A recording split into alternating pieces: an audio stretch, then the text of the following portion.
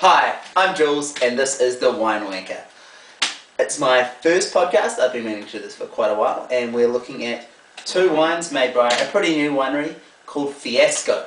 And as you may or may not know, the wine industry is pretty much a fiasco all the time, but particularly at the moment with this whole doom and gloom recession, but also in Marlborough, the grape prices going down because there's just so many grapes. So Fiasco are basically a mum and pop company. Aaron, the winemaker, runs a company called Indivin, which is a custom crush facility, and they've been meaning to make some wine for quite a while, and now they are. So let's get to it. Cool. 2008 Tall Story Sauvignon Blanc.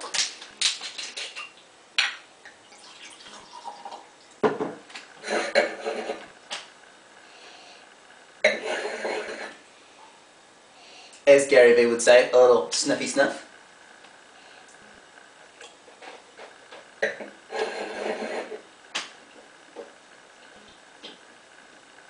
Because I'm only going to go to bed now, I'm going to have a drink. Excuse me. So, on the nose, it's typical Marlborough Sauvignon Blanc to a certain degree.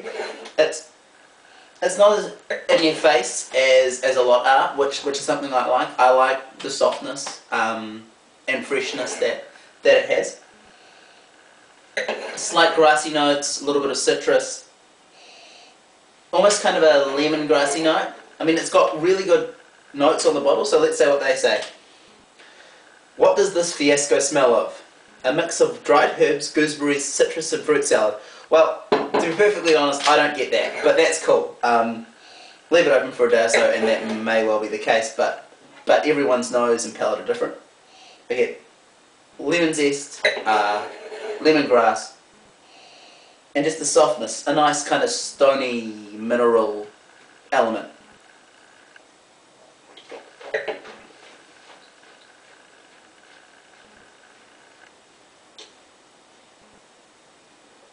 It tastes good. Really yum. Again, like the nose, the palate is restrained. There's a lot going on, but it's all under the surface. There are no... Well, it's streamlined. There are no peaks or troughs necessarily. But, so this is the first time I'm trying this wine, so I'm trying to get my head in here.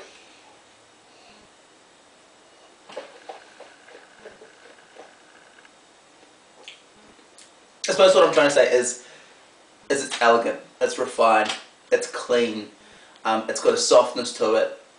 It's going to be perfect with everything from a really elegant, clean seafood dish, topping sushi, perfect, but it'll also be totally appropriate to fish and chips on the beach.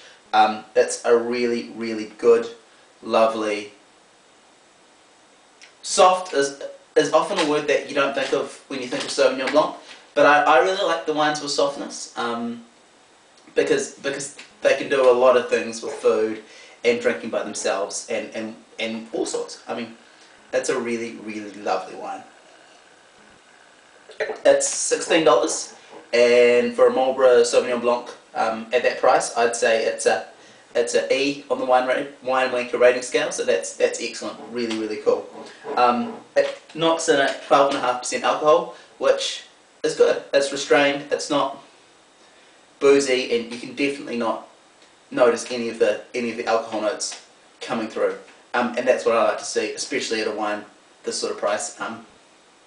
For me, too much alcohol is a definite turn off. Now, oh wait, does it tell a tall story? See, Megan's definitely better at the tall stories in the wine tasting department. She writes quite florid tasting notes, but they're always a really, really joy to hear.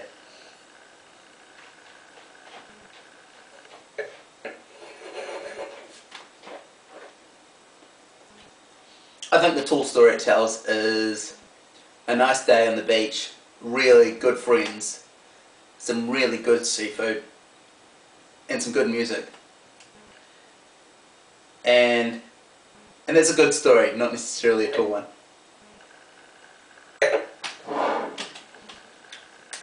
Now, gee whiz! Gewürztraminer, which is a really, really wicked name. I'm just going to give my glass a little bit of a rinse out.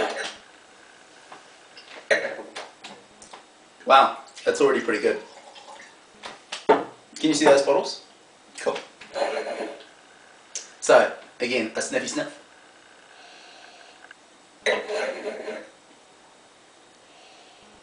And again, it's restrained. There's a lot going on, but nothing really punching through, which is really uncommon with New Zealand Gewürztraminer. Very often there's that super intense lychee, rose petal, Turkish delight, all those sort of flavours coming through, and they punch it. Oh, I got a little bit up my nose. But this does have those soft floral elements, but they're, rather than being lychee, rose, whatever, they mesh really well.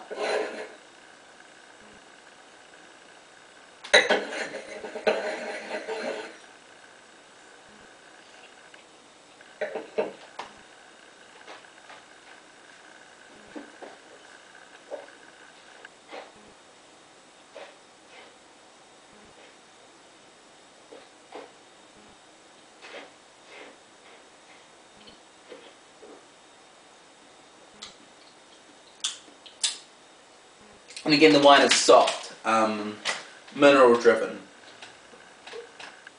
floral, but and almost dry. Not quite bone dry, but to my palate anyway, pretty dry.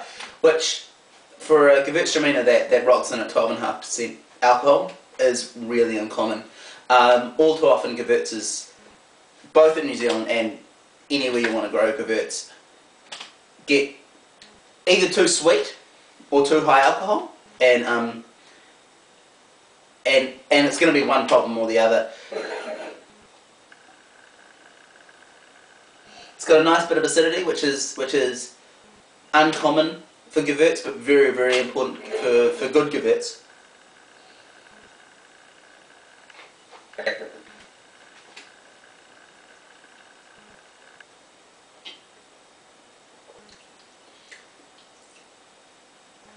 Maybe because it isn't as punchy as we're used to expect with Gewürz, something that wouldn't necessarily appeal to a Gewürz fiend, but would definitely work with a Pinot Gris drinker, a Riesling drinker, even a Sauvignon Blanc drinker, because it's still got that crisp, fresh acidity to balance out the richness. It's got a little bit of sweetness, but essentially it's a dry wine.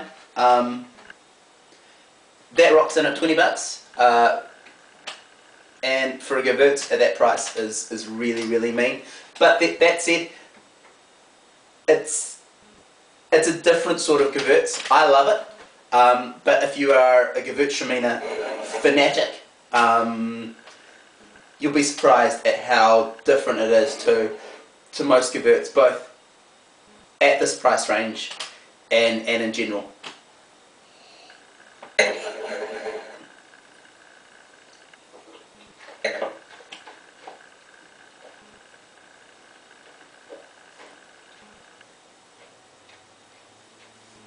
Sorry, I've just been told to speed it up by my lovely camera woman, Megan, because me drinking wine is kind of dull, apparently.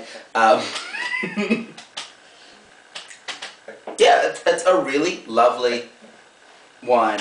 Gewürztraminer with balance and purity and focus, and a really lovely linear, oh I like that, linear mineral note that drives through the palate and gives the wine a sense of place and a sense of balance. It's very, very good. I've been the winemaker. I'm one, so you don't have to be. Thank you.